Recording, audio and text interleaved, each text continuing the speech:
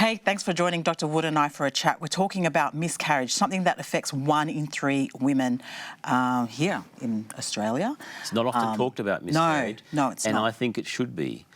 People often will suffer a miscarriage and not tell anybody.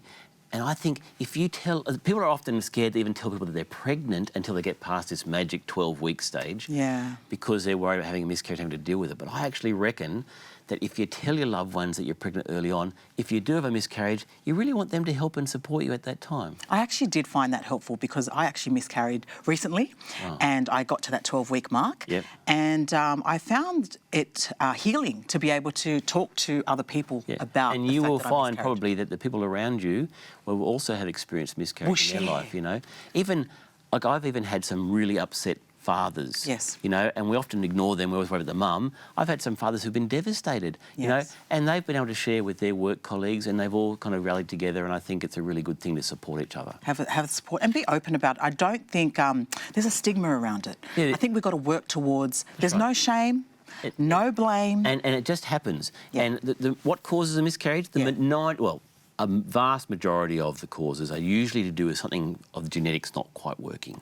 When the sperm and the egg join together, there's about 400 billion things that have to join exactly right, and sometimes it doesn't go quite well. What amazes me that it goes so well most of the time, when you think about it. It's a miracle every time. But when it doesn't go quite right, the pregnancy starts, and then when it needs to use that bit of genetics to get to the next part of the pregnancy, it realises it's not there and it stops.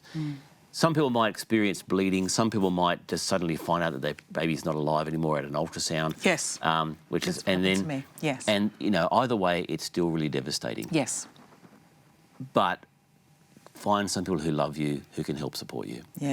Miscarriages can be managed in different ways depending on what's happening. Sometimes it's really obvious that you need to have an operation because you're bleeding so much, and that needs to happen and happen quickly. So we're talking about the options of what how to treat it. Can do. Sometimes you can just wait. And your body will eventually... I did that. I let it naturally expel from my body. It is a really good idea, but some people can't manage that because they just can't wait. You know, some people are walking around knowing it's going to happen sometime. It could take up to a few weeks before it actually comes out. It's good you say that because I think it's important we know there's no right or wrong way to dealing with this. Everyone's got their own needs, right? There is some medical treatment you can take where you take a particular medication that can then help to bring it out. But either way, you should feel supported by your family and loved ones. You should talk about with your health practitioner and make sure you've got good support there. Very rarely does it actually need, you know, medical intervention immediately. So there's usually time to discuss options. And look, thank you so much, Dr. Peter Wood, for sharing that. I know that it may affect some people, so please get the help you need or seek help. And don't be afraid to talk about it. Don't be afraid to talk about it. You know, there's a lot of people that are affected by miscarriage as well. So you're not alone. Don't forget you're not alone. So important. Keep it locked right here, Mums at the Table, and subscribe to our YouTube channel.